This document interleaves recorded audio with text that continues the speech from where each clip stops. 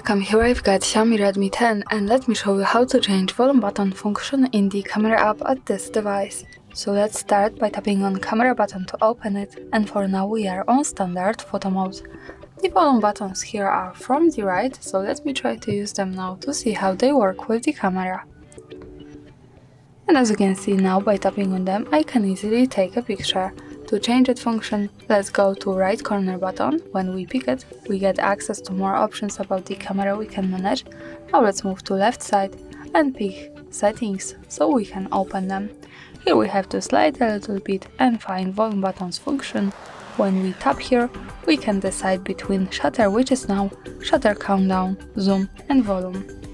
And now let me pick zoom to show you how it works different. Let's move back to camera and let me try to use volume keys once again.